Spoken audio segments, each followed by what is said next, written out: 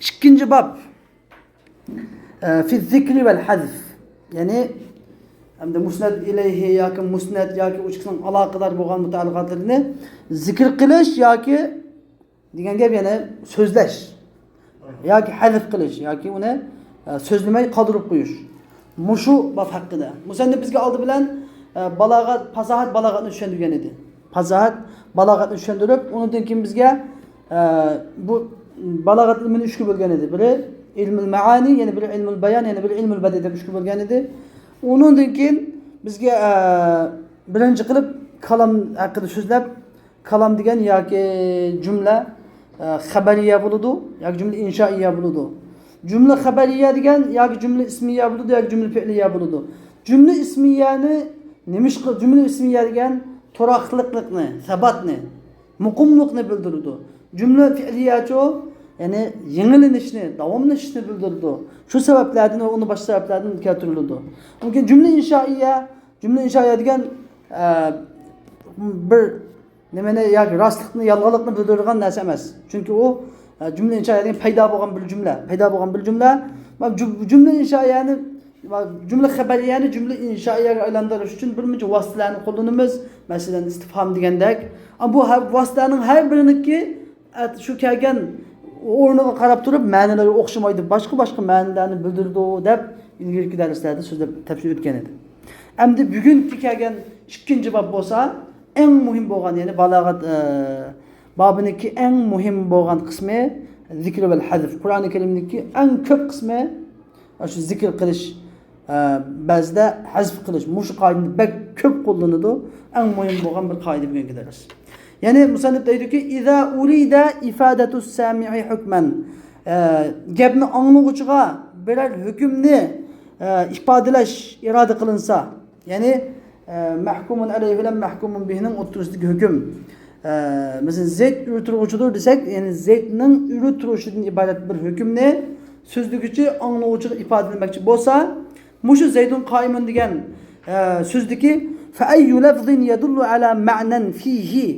Yani muşu hükümdeki birer maniga dalalet kılıdan kandak bir lafzi muşu hükümdeki birer maniga dalalet kılsa, kandak bir lafız şu hükümdeki birer maniga dalalet kılsa فَالْأَسْلُ ذِكْرُهُ. Onu zikir qilish aslıdır. Fal aslu zikruhu. Bunu so'zlab keltirish asl qoidadir. Ya'ni maslaga tushunib o'tgandek, masalan, men bir Zeydun qaimun demoqchi bo'lsam, Zeyd o'tirib demoqchi bo'lsam, men bu jumladagi qaimun degan nimasiga ehtiyojim bor. Bo'likligim ehtiyojim bor Zeydning o'tirganligini bildirish uchun. Ürtürgü adamın Zeyd ekanligini bildirish uchun Zeydun degan bo'likligimga ehtiyojim bor. Bunda ahvolda har ikkinisini so'zlab keltirish asli qoida. İkinci qoida bo'lsa va ayyu lafzin min ulima min al-kalam, so'zdan jumladan bilingan jumladan qandaq bir lafz shu so'z jumlaniki qolgan qismining shu lafzga dalolat qilganligi uchun bilinsa, ya'ni onu sözlemesek mi bilinse fel aslu hadf aslu kaide muşu lafızını hazf kılıştır. Aslı kaide muşu lafızını hazf kılıştır. Yani demek mesela ben hel ca'a Zeydun desem, Zeyd geldi mi desem bir şeyde ca da koysak, ca diyen sözün üzü Zeydun diyen gapga dalalat qilganlik uchun müşahid aslı kaide hazf kılıştır. Ana muşu. Hem de en muhim bo'lgan masala ve iza ta'arada hadanil aslan. Bu ikki aslı kaide qarma-qarshi kelib qolsa, zikr qiladigan shart mi bor? Hazf qiladigan shart mi bor? Hech kim tabilib qolsa-chu, bunda chaqda qanday qilamiz? Balog'at shu vaqtda so'zlashadi. Yuqorqi ikki qoidani nahv qoidasida so'zlab o'rganib bo'lgan. Endi mishadki balog'at so'zlaydiganimiz mishadi. Jumlaga qarasak, zikr qilishniki sharoitlari hozir ekan. Hazf qilishning sharoitlari hozir ekan. Har ikkinisi biri zikr qiling deb turdi, biri hazf qiling deb turdi. Bu shunday ahvol bo'lib qolgan chaqda فلا يعدل عن مقتضى أحدهما إلى مقتضى الآخر. İkisinin birinin talebinden, ikisinin birinin talebi zikir kılış. Yani birinin talebi olsa hazf kılış. O ikisinin talebinin birinin yani birinin talebiga illa li da'in degan. Faqatlam şu ya zikir kılışqa türkü bo'ladigan bir sebep yoki hazf kılışqa türkü bo'ladigan bir sebepning tufaylidirlar axlab ütülüdü. Bo'lmasa anda sebepsiz biriningga yamlashga bo'lmaydi. Endi unda olsa bizga hozir muhim bo'lgan balog'atda o'qiydigan narsa nima ekan? Davai zikr val hazf. Ya'ni jumladagi ma'lum bir bilakni, ya musnad bilak yoki musnad ilayhi bilakni zikr qilishga turtki bo'ladigan, zikr qilishga chaqiradigan sabab omillar yoki hazf qilishga chaqiradigan sabab omillarni bilishimiz intayin zarur ekan. Deb birinchi sabab zikr qilishniki sabablarini. Zikr qilishniki sabab omillarining biri ziyadatut taqriri vel idah. Ya'ni cümleni biz cümledeki hüküm ne demekçi? Cümledeki bir hüküm ne? Ne demakçı biz? Mukarrerleştirmekçi. Mukarrerlikini tekimi ziyade, tekimi mezbutluğunu ifadelemekçi. Vel idah tekimi iniqlamakçı. Tekimi roşen iniqlamakçı. Muşunda boğa vaktimizde şu çağda cümlege tekrar kılıp keltirmeyi, hazf kısmı bulunduğun yerine hazf kılmasın belki ne mi keltirmez? Zikir kılımız belki tekrar kılıp keltirmez. Mesela desen nahu. Allah Teala'nınki Bakara suresindeki ayeti 5. ayetindeki Euzu billahi mineşşeytanirracim. Ulaike ala huden min rabbihim ve ulaike humul muflihun diyen kavli. Yani bir şey qaydıgan bolsak, ana aşular Perverdigarı tilpidin boğan hidayet üstüdedir. Ve ulaike ve ana aşularla muflihun.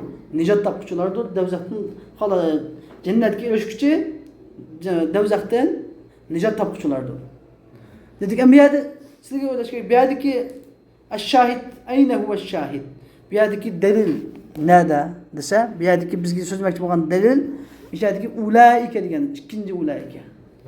İkinci aslı kaide qanday bo'lish kerak? Aslı kaide ulaike ala hudan min rabbihim vel muflihun deyish kerak. Ulaike ala hudan min rabbihim yoki ve humul muflihun yoki vel muflihun desa nima bo'ladi? Ya'ni ashula ularning Parvardigor tarafidan bo'lgan hidoyat ustida va nijot topuvchilardir deb qolgan bo'lsa bo'pti. Ya'ni ashularla deb ulaikani va hum degan damir faslni ikki narsani keltirib qo'ydi bu yerda. Birini tekrar keltirdi, yine birini zikir kılıp keltirdi. Nemişqa desa buniki biz şu tasavvur nasabi o'qigan vaqtda oldiysangiz bo'lishi mumkin. Nimalar dedi? Yahud Nasaralar dediki, Qur'on-i Karimda dediki, nima la yadkhulul cennete illa men kana hudan aw nasara dedi. Cennetga faqatlam ya Yahudi bo'lgan, ya Nasara bo'lganlarla kiradi degan nijot topuvchilar muflihullar. Nima faqatlam ya Yahudi bo'lganlar, ya hidayet topganlar. Nima? Ya Nasara bo'lganlar. Yani hidayet topganlar biz hidayet topganlar, Yahudilar biz hidayet topganlar deb dedi. Ashunda deb turgandikin, mushuniki mush quruq davosiga, mush iddaosiga, mush davosiga qarshi oyat nozil bo'lgan. Uning davosiga qarshi. Ya'ni u hidayet topganlar degan, davzaqdan qutulib jannatga kirdiganlar degan, u men shu deb davo qilib olganligi emas, balki kimlar ular?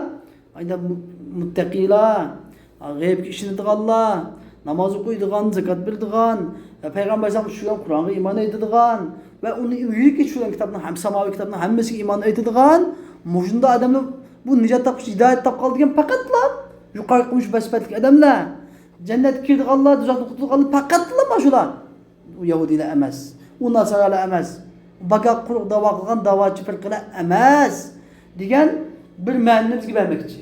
Şunalma şu to'g'ri bo'lgan shu hukm degan bo'lsa, hukm chaqirgan shu hukm ma'na. Bu shu hukm, bu shu ma'noni nima taqrir degan gap uyg'unlashtirmoqchi, ya'ni qo'ltatishni taqab uyg'unlashtirmoqchi zedimizda, e'tiqodimizda va taxim ro'shan aniq ifodalamoqchi. Shu sababdan ulaika humul muflih, ulaika degan nimani bildirdi?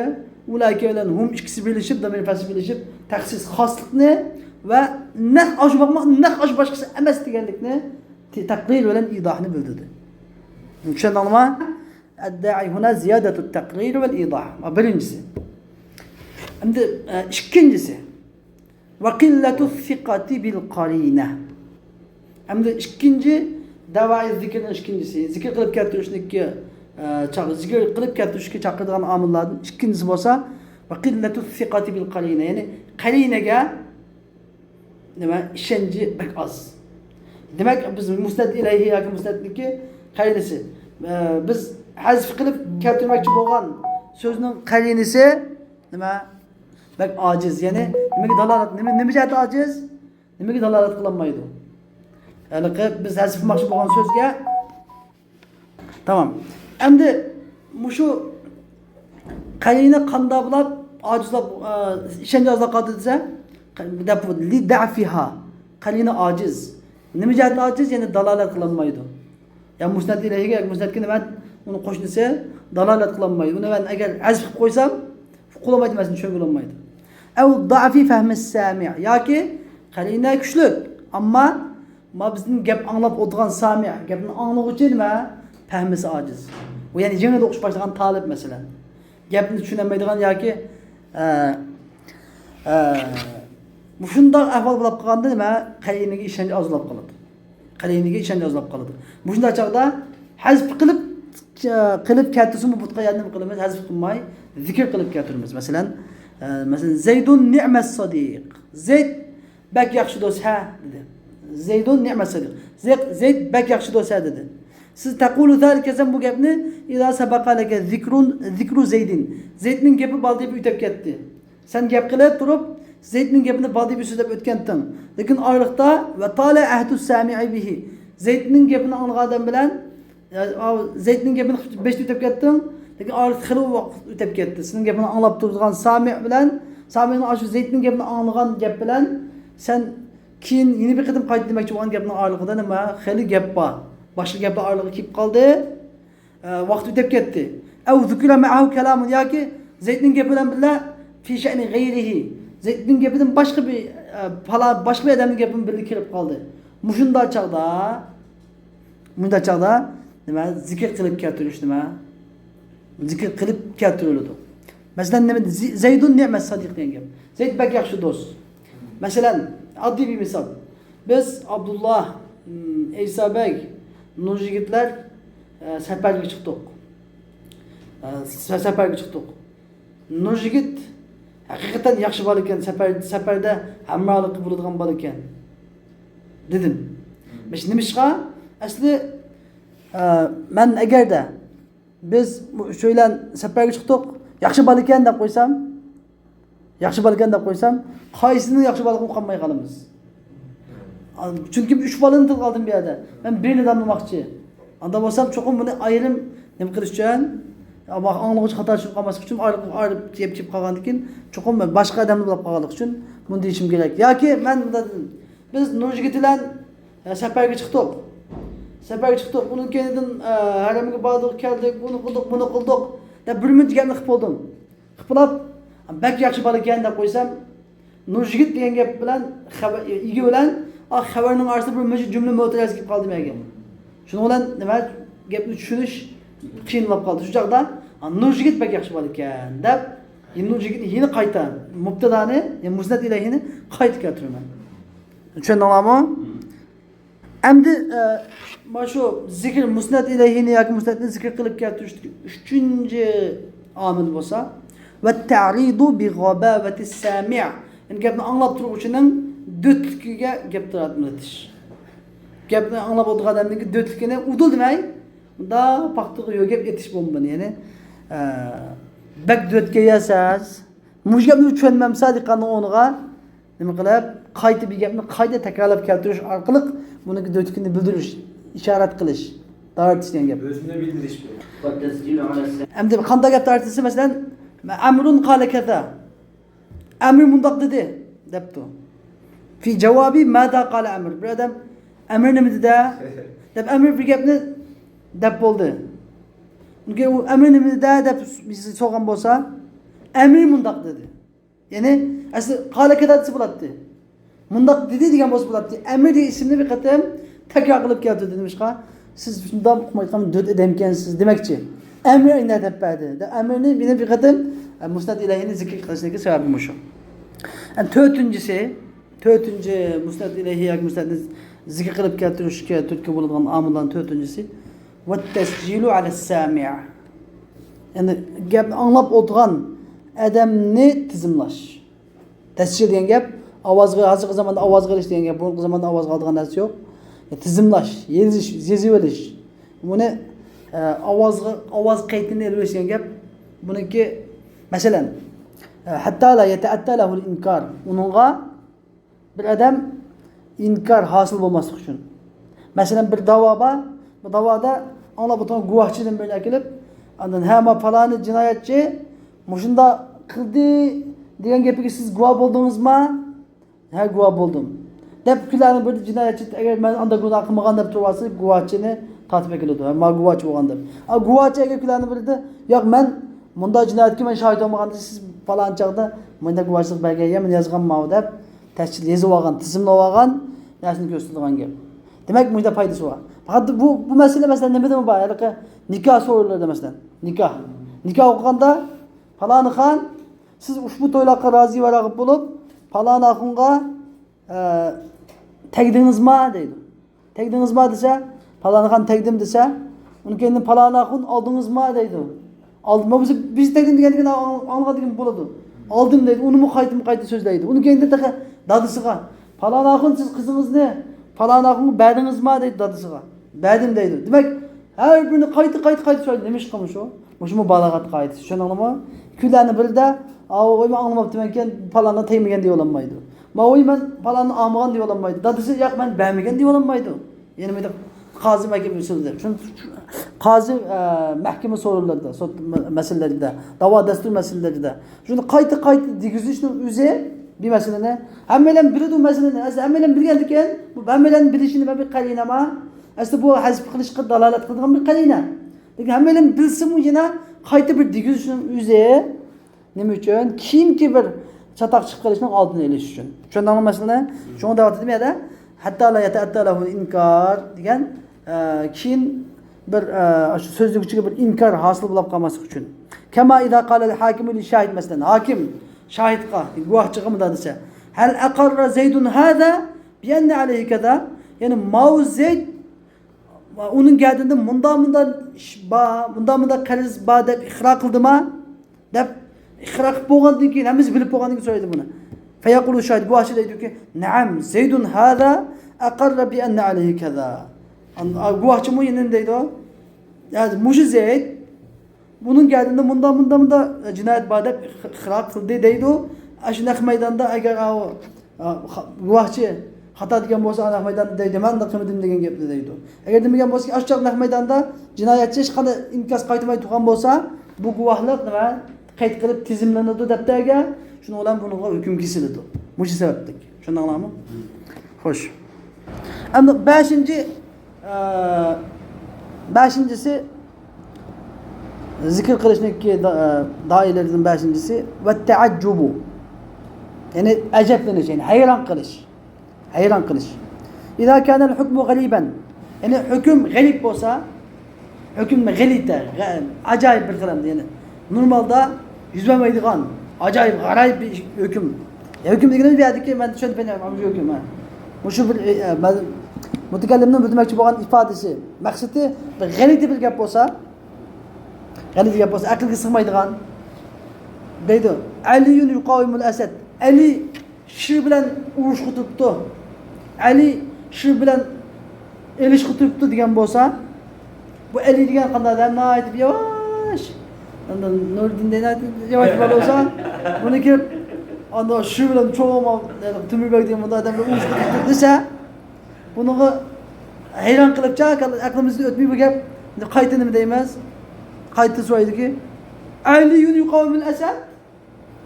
Yani mushu Ali shu bilan urush qilibdi deb andan so'g' odamni qayta deydi yoki shu degan odammi Aliyun yuqawimul asad deb alohida bir so'zlaydi, uni anglagan odammi qayta Ali shu nima bilan urush qilibdi. Bunu qayta deydi. Mushu Ali mushu shu bilan urush qilibdi, qo'rqmay deb takrorlash, nima taajjub uchun takrorlash. Bir so'z taajjub uchun takrorlanadi degan gap. Xo'sh. Endi 6-incisi zikr qilib keltirishlik omillaridan 6-incisi va ta'zim. Degan kattalash. Musnad ilayhini nima qilish? Ulug'lash uchun. Uni ulug'lash uchun nima zikr qilib keltirdi? Yoki bil ihani, yoki uni xorlash. Uni shuvratish uchun zikr kılıp keltirildi. İza kana lafzu yufidu zalik, yani bir şart var ha. Yani lafız şunu ifade etse. Eğer zikr kılıp keltirsek katlılık ifadelense. Eğer zikr kılıp keltirsek halık ifadelense şundan. Eğer halık ifadelenmese, katlılık ifadelenmese, ululuk ifadelenmese de olmaydı. Mesela ki ey yes'eleke sail mesela. Senden bir adam sorgandek. Hel reci'al qaid, yani serkerde kumandan qaytib keldi mi? Kumandan qaytib keldi mi? Dese yani komandir qaytib keldi mi? Jangdan komandir serkerde qaytib keldi mi deb bir savol sorsa, eğer bu komandirning o'zi nadi nima kelganda jangda g'alaba qilib kelgan komandir bo'lsa, Mansur degan gapni qo'shib Raja'al Mansur, Raja' deb qo'ymay unaqa. Raja' desa qoid nahv qoidasi bo'yicha Raja' desa gap bo'ladi. Unaqa bir qoid deganni nima zikr qilib keltimisin bo'ladi, takror keltimisinmi? Yoki Mansur degan yeni bir mazmunni bildiradigan qatmisin bo'ladi. Lekin qitishiga sabab nima? Uniki g'alaba qozonib kelganligini nima? Uni ta'zim qilmoqchi, uni ulug'lamoqchi. Yani Raja'al Mansur, yani qoidil Mansur degan bo'ladi. G'olib qo'mondan, g'olib komandir qaytib keldi deb buni burkutamoqchi. Yoki bir sarkardining o'zi, komandirning o'zi jangda mag'lub bo'lgan sarkarda bo'lsa, yani Raja'al qoid deb bir savol sorsa, unga Raja'al Mahzum. Bu mag'lub qo'mondan keldi. Qo'g'inja qo'g'ri. Deb mag'lub degan gapni qaytib deyishni o'zi nima uchun? Yani buni ihana uchun. Biz kendimizin bunu da kaydı bütçe raca dese gap tügedi. Raca dese yoki naam dese yoki raca dese gap tügedi. Degan anda demek raca'al mahzum deb Allah'ın intilqi keltirishning o'zi lil ihana. Uni xaylash shunday. Bu hammasi bu demakchi bu yerda buni to'g'ri xatoligini demakchi emas biz bu yerda. Bu bizda bor ish, amaliyotda bor. İşletimiz bu gapni. O'zimiz bilib bilmay buni ishlatamiz. Lekin shuni nima uchun bu deb bilamizsa, Qur'oni Karimning ma'nolarini to'g'ri bilish uchun. Chunki ba'zi yerda biz yo'q gapga tafsirshunoslar, yo'q gapga buni tegdi, bunda gap bor deb tafsir qilib bersa, ba'zi kalti fahm odamlar deydi. Qur'onda yo'q gapni tarjima qilgan. Qur'onda yo'q gapni dedi deydi. Bor, tegdi bor, lekin nima uchun shu qoida, fasohat, balog'at qoidasida bu shuni demaslik nima? Talab qiladi, taqozo qiladi. Ba'zi yerda deyish taqozo qiladi. Shu gap demakchi. Xo'sh, endi biz olti masala nima deb bo'ldik? Zikr qilishniki doiralarini, endi hazf qilishni doiralarini deymiz. Endi musnad ilayhini masalan, musnad ilayhi shu musnad ilayhini hazf qilib, ya'ni tushirib qo'yib, so'zlamay, qisqartib o'tib keltirishga chaqiradigan, sababchi bo'ladigan, turtki bo'ladigan omillardan tuvandagidek omillar bor. Birinchisi İxfaul emri en gayril muhatabi. Ben sözlümegen adam, sözlen alakası yok adamın üçüncü şahıs kep kalsa, meydanda üçüncü şahıs kep kalsa, şunundan işini yuşuruş için, nima? Sözleş kirek boğan yerden nima koyayım ben sözlemeyimiz. Mesela akbel de koyayım, akbel geldi. Turidu Aliyen mesela. Ali geldi demekçi ben. Ali geldi demekçi ben bir yerde. Lakin Ali geldi desem, aldığımda ben Bimirziği demekçi eli keldi degan gapni, lekin Nurjigit deb qoldi, Nurjigit bor. Nurjigit anlab qolsa xafa bo'ladi. Elining kelganida Nurjigit anlab qolsa xafa bo'ladi. Lekin Bimirzi anglish kerak. Bunda ahvolda men 5 ta bir qidim deb qo'ygan, Bimirzi biladi. Eli keldi desam, bu keldi desam, 5 ta masalan Bimirzi mendan so'ragan burun. Ustoz, eli keldimi deb so'ragan mendan. Ma Nurjigit kelishdan burun bu yerga. Unga Nurjigit keldi. Lekin men eli keldi desam, Nurjigit'in buludu, xafa buludu. Anda ahallab qalsa, keldi deb qo'ysam, kimning kelganini Nurjigit qolmaydi, Bimirza biladi. Mushunday yerda nima qilamiz? Hazf qilib keltiramiz. Birinchi, ya'ni ixfaul amr an g'ayril muxatab. Ya'ni so'z bilan aloqasi yo'q odamdan ishni yushirish uchun so'zniki, jumlaning bir bo'lagini qisqartib keltirish bu mubolag'atning qoidasidir.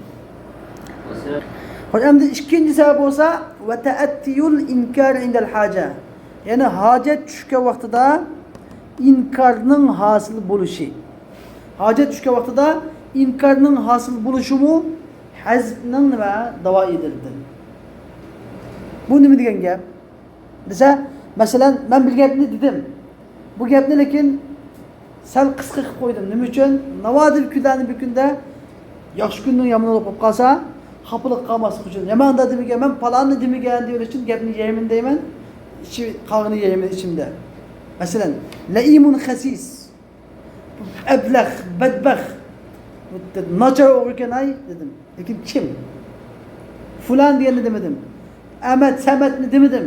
Fakat Ahmet Bek, Samet Bek ne demedim. Nima dedim?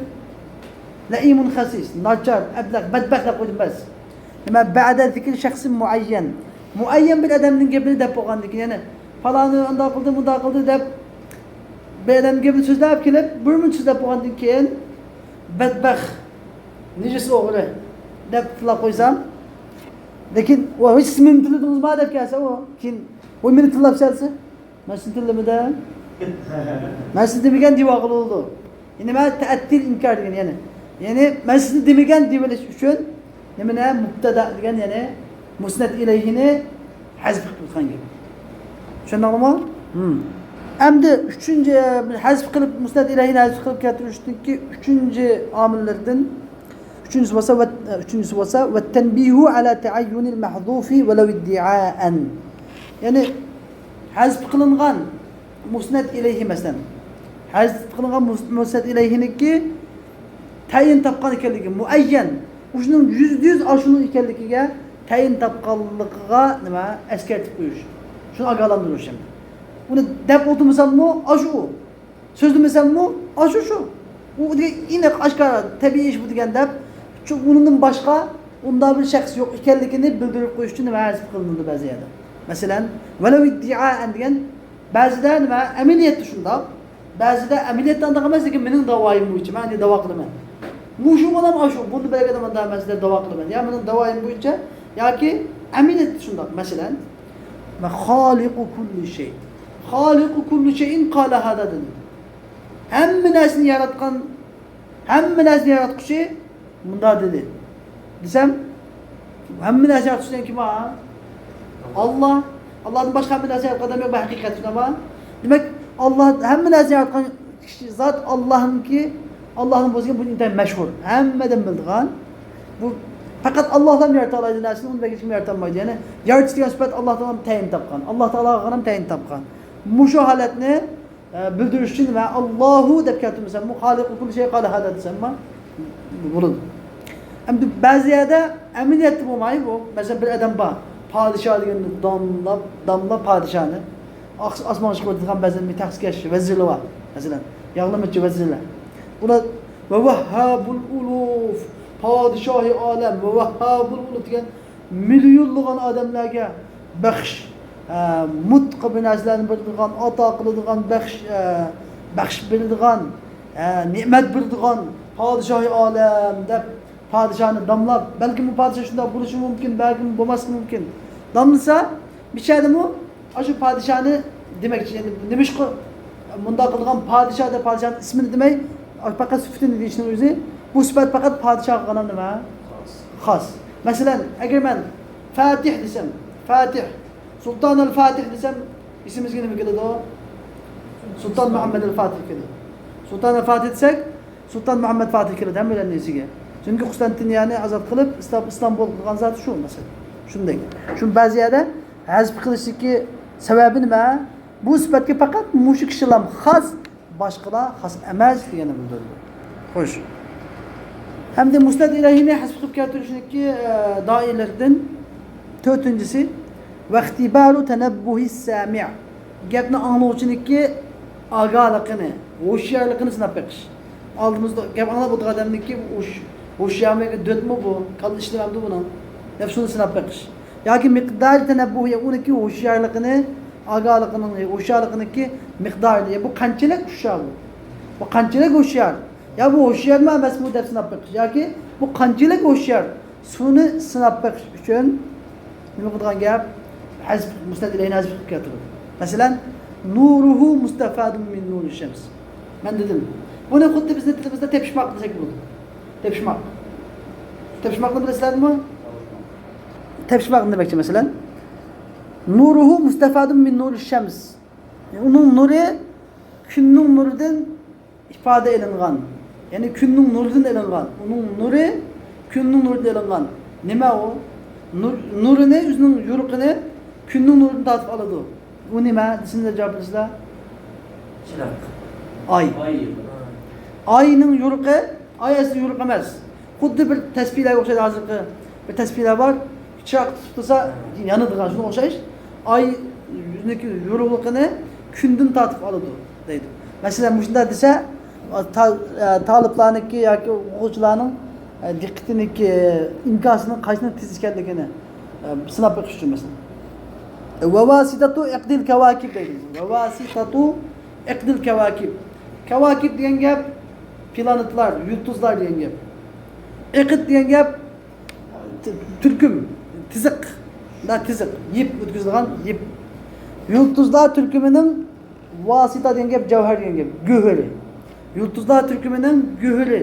Qap o'ttirdikisi. Yulduzlarning eng kuzi, yulduzlarning kuzi desam masalan. Yulduzlar turkumining kuzi nima desam deydi o? Ay. Yine ay. Tushundingmi? Chunki ayni arab tilida mashhur masalan bu. Bu ba'zi tepishmoqqa o'xshamaydi o. Tepishmoq degan haqiqatan qiyin narsa. Lekin nima uchun? Tepishmoq degan qiyin narsa, lekin bu masal. Arabchada mashhur. Arabchada mashhur masal. Masalan, va vasitatu iqdil kawakib desa ay degan hammadan biladi. Ya'ni ay degan ismni keltirmay, va vasitatu iqdil kawakib deb so'z bitib ketsa, ya'ni ay ekan deb tushunadi hammadan. Demak, arabchadagi nimasi bak mashhur bo'lib ketgan masala bo'lib qolsa, masalan, shuni so'zlash orqali gap anglagan odamniki tanabbuhiniki diqqat qilib o'tdimi, bu masalaga yoki qalisi bilan miyani xalq o'tdimi? Shuni sinab beqish uchun deydigan gap. Beshinchisi vadiqul maqam.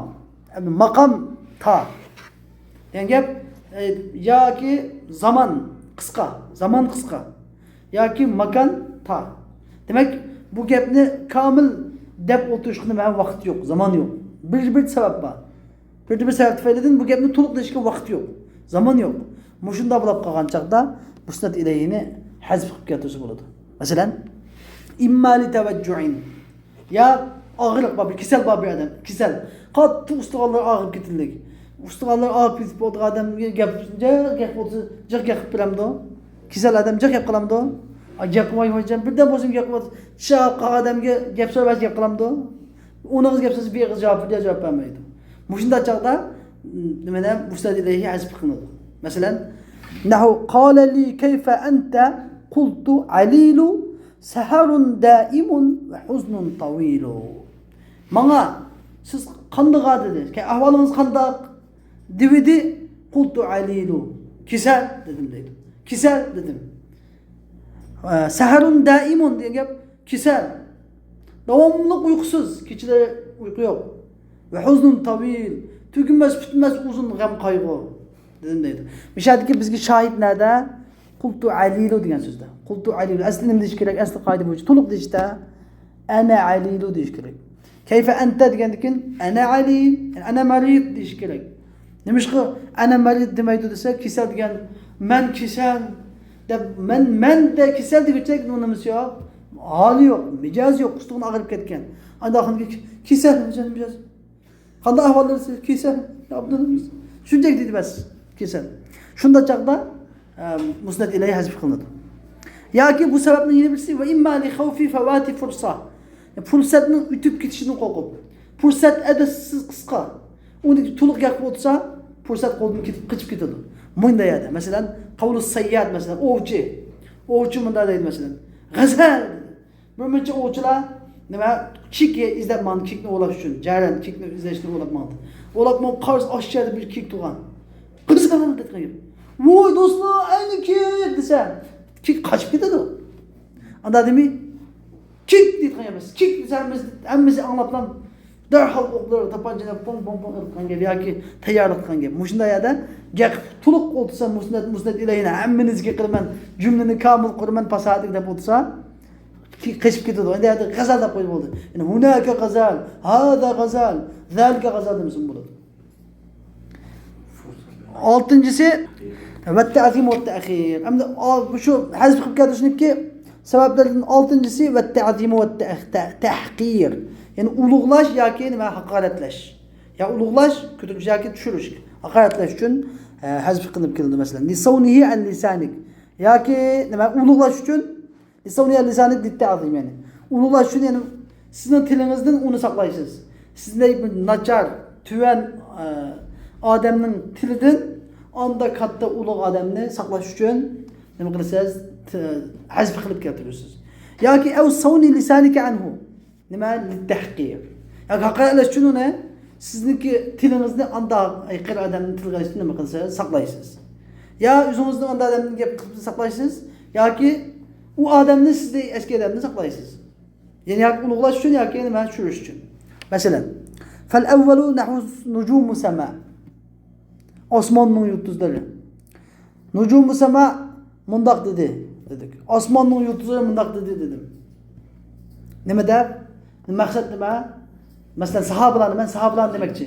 Masalan, Payg'ambar sollallohu alayhi vasallam ashabi kan nujumi bi ayyihim ihtadaytum dedi. Mening sahabalarim yulduz o'xshaydi. Qaysiga agar sangni dar topsa degan masalan. Payg'ambar sollallohu yulduz o'xshatganmi masalan? Nujumu sama dedim. Falani yapustani masalan Abu Bakr Siddiq nujumu sama demay. Abu Bakr Siddiq degan musnad ilayhini miqlab hazf qilib najmus sama osmonning yulduzi mundaq dedi ya mundaq kishi deb desam ismini tilga olmay nima deganim ulug'lig'anligim.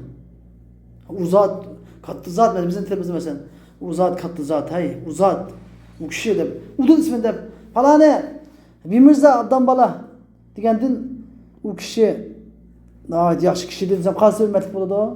Yani ismini udu tilga olmay u zot u kishi yoki u deb bunda ishorat bilan ko'rsatsam ism barcha nima kattalığanlık bo'ladi, ulug'lig'anlik bo'ladi.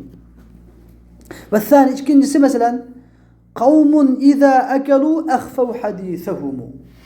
Demiyada Farazdaq degan shoir shunda bir bexil pixsiq odamlarni so'kib bunda bir şey yozgan ekan.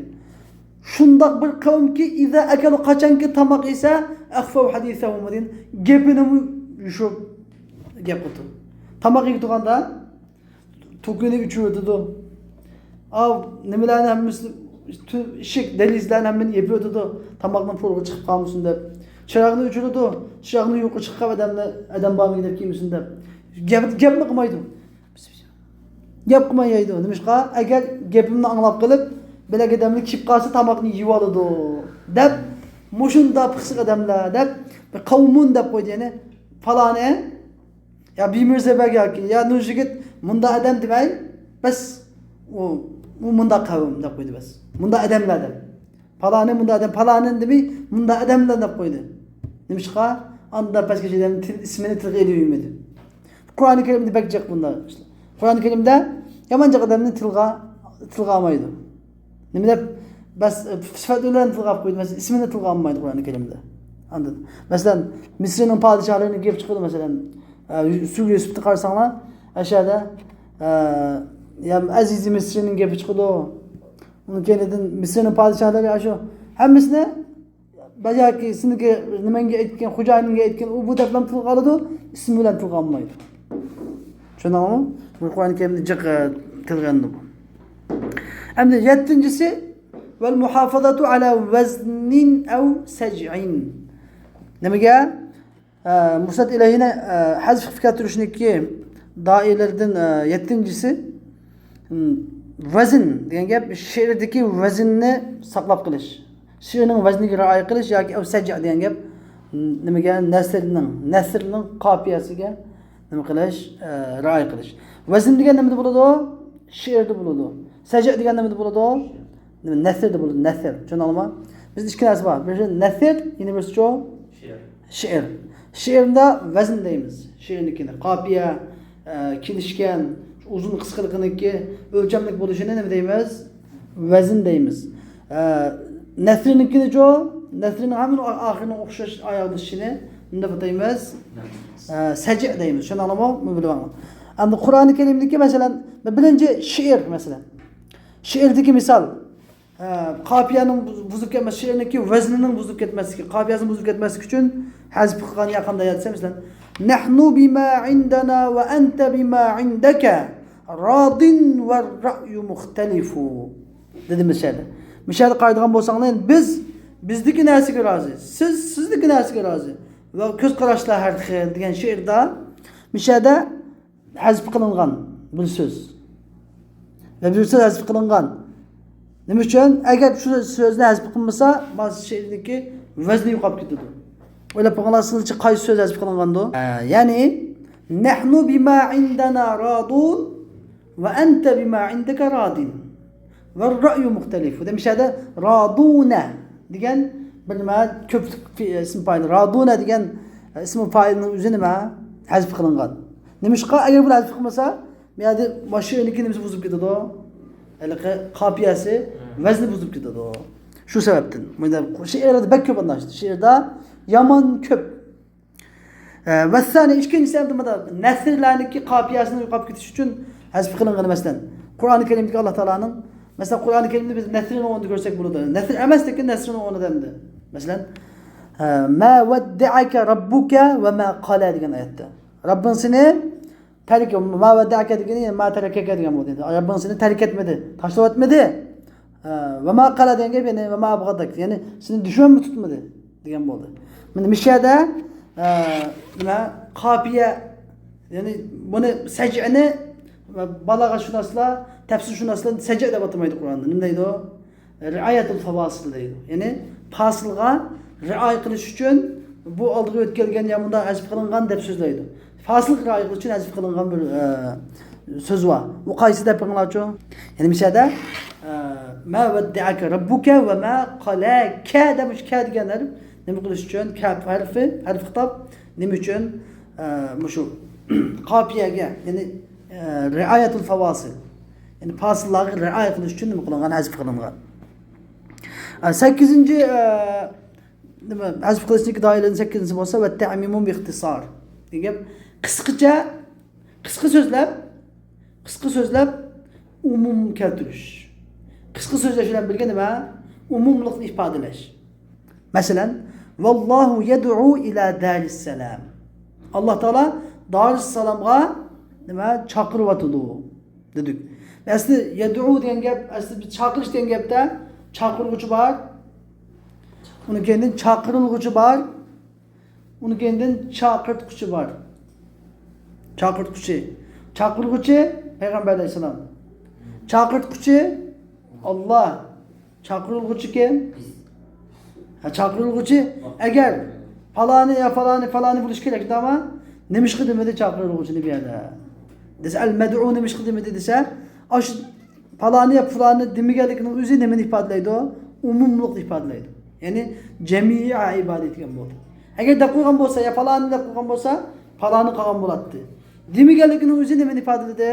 Hazf qilganlikning o'zi. Yani bütün bendilerini Allah Teala bütün bendilerini Darüssalam'a, yani cennetke çakırdı. Demiş ki enne hazfel ma'mul, çünkü ma'mul degeni mef'ul demekçi. Mef'ulun bihne. Mef'ulun hazf kılış deme. Yu'dinu bil umum. Amilniki ma'mulun hazf kılış, yani mef'ulun hazf kılış bir yerde ne umumluk ne bildirdi. 9'uncusu vel edeb. Mesela şairin kavli. قد طلبنا فلم نجد لك في السؤدد والمجد والمكارم مثلا. مش هذا أدب شو نمده؟ أدب شو نم قلده؟ أدب يعني hürmet, ihtiram mesela. أدب شو نازف قلده؟ أدب شو؟ مثلا biz قد طلبنا فلم نجد لك في السؤدد والمجد والمكارم مثلا. Biz talep kıldık, izledik. Felem necidleke sizge fissu'da diyen seyitlikte diyen âli cenaplıkta vel mecd ululukta vel mekarim diyen güzel ahlakta mislen diyen misleke demekçi bir şeydi. Sizge okşaydıgan birini tapamadık. Dep bir şeyde misleke diyen kapını nemek için ezbik kıldı, yani edep için. Misleke dep koysa yani xuddi bir edepsizlik, hurmatsizlik bo'lib qolgan chiqib qolmasa deb mislan deb qo'ygani nima uchun? Adab uchun, ehtirom uchun chiqib qilgani bo'ladi. Endi 10-si va tanzilul mutaaddi manzilatal lazim. Mutaaddini, fi'il mutaaddini fi'il lozimning o'rniga tushirish uchun nima qilinadi? Hazf qilinadi. Fiil müteaddini fiil lazımını onu düşürüş. Mesela li'ademi taallukil garadi bil ma'mul. Garaz degan mutakallimning maqsadi, mutakallimning g'arzi nima ma'mul bilan aloqasi yo'q. Mutakallimning so'zli kuchining maqsadining ma'mul degan gap maf'ul bilan hech nimasi yo'q, aloqasi yo'q bo'lsa, mishada fiil mutaaddining o'zini fiil lozimning o'rniga tushirish uchun vazif qildi. Qanday gap bu desanglar? Hal yastawi allazina ya'lamun va allazina la ya'lamun deganda masalan. Mishada, ya'ni hal yastawi asli alima ya'lamu degan qanday fiil? Fiil mutaaddi. Af'al qulub. Buning bil maf'ul, ikki maf'ul, uch maf'ul chiqishi mumkin nima? Mishada, ya'ni biladiganlar bilan bilmaydiganlar barobar bo'lamdi deydi Alloh taolo. Buna degani, mishada Alloh taolo fiqhni biladiganlar demakchimi yoki tafsirni biladiganlar demakchimi yoki balog'at bilimini biladiganlar demakchimi bu yerda Alloh taolo qaysi bilim demakchi? Bu yerda bunda bir bilimni demakchi emas. Bu yerdagi maqsad ma'lumot bilan aloqasi yo'q. Maqsad nima? Shu bilguchi bilan aloqa bilguchi bilan. Demak, unda bu yerdagi fiil mutaaddilikdan fiil lozimni tushirish kerak. Bu yerdagi fiil mutaaddi nimaga? Maf'ulga o'tmaydi. Ya'ni olimlar bilan johillar barobar bo'ladi demakchi. Yani ilmi bağla. Yüzde ilmi bağla degandan bu joyda ilm degan fiil mutaaddi nimaga aylandi?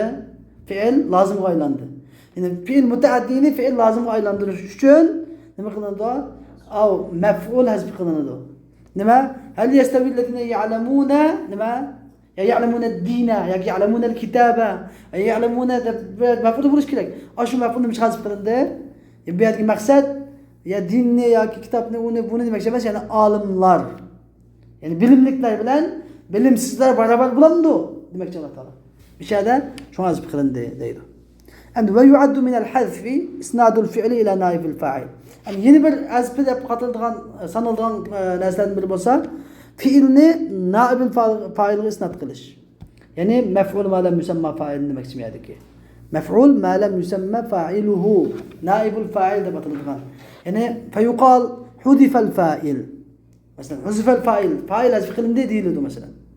Nimishqa bunda ba'zi yerda hazf qilinadi. Fail nima uchun hazf qilinib, musnad ilayhi bo'lgan fail nima uchun hazf qilinib, uniki mutaalliqati bo'lgan maf'ulun bih nimaga? Failning musnad ilayhining o'rniga qo'yiladi. Nima sababdan desa, sizlar buni nahv qilgan chaqda faqatlam. Sen agar nimani fiilni maf'ulga bino qilmoqchi bo'lsang, fa'alaning fa'ni fuqig'in ani iqig'in lam bo'ldi fa'ala fu'ila bo'ldi. Undan keyin fa'il nazb qil maf'ulni o'rniga qo'yg'in fu'ila masalan doriba zaydun bo'ldi. Daraba amrun zaydanni amrunni tushirsan zaydanni zaydun qilsan doriba zaydun bo'ldi deb tugadi. Nahvda uni o'qidi. Endi nimada balog'at bilimida nima shunday qilamiz? Nima qil daraba amrun zaydan degan gapni nima qil doriba zaydun deb qo'yamiz? Nima qil amr zaydni urdi degan gapni zayd urildi, zayd tayoq yedi deb qo'yamiz? Sabab nima? Degan savolga javobni nima balog'atda beradi. Deydiki birinchi lil xawfi minhu.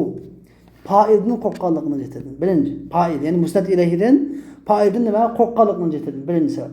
Masalan, bir adam debdi, "Men qutila fulan, falani o'ldirildi" debdi. Lekin buni degan adam qotilni ko'rgan o'z ko'zi bilan. Falanni o'ldirganligini ko'rgan. Lekin u falanning ismini demaydi. Nimishqa agar desa, bu qotil kelib buni o'ldirib qo'yishi mumkin.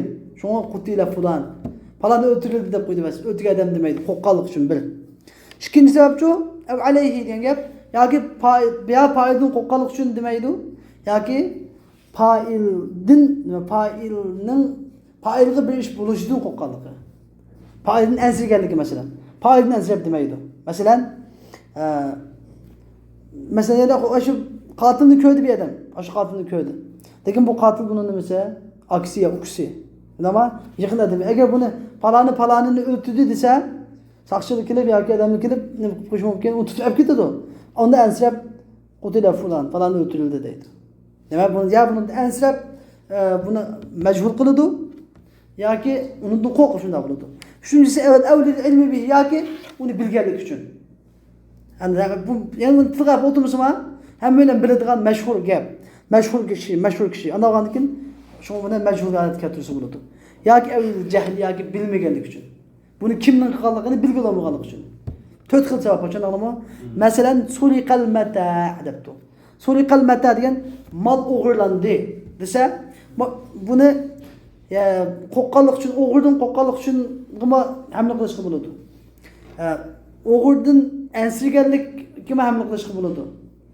O'g'irni bilmaganlikka hamla qilishga bo'ladi.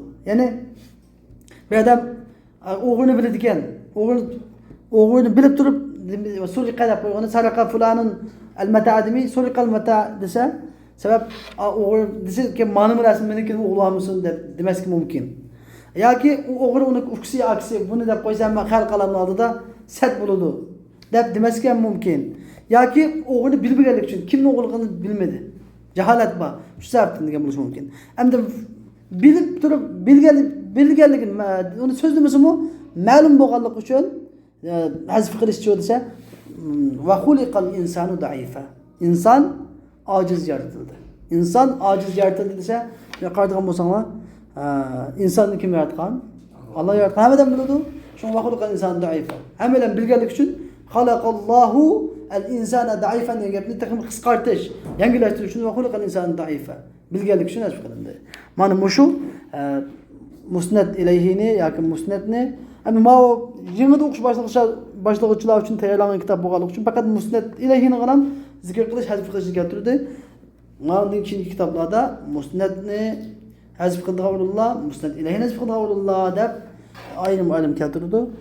Ve ahiru davana alhamdulillahi rabbil alamin ve sallallahu ta'ala ve sellem ala khayr halqi seyyidina Muhammed ve ala alihi ve sahbihi ecmaîn bi rahmetika ya erhamer rahim.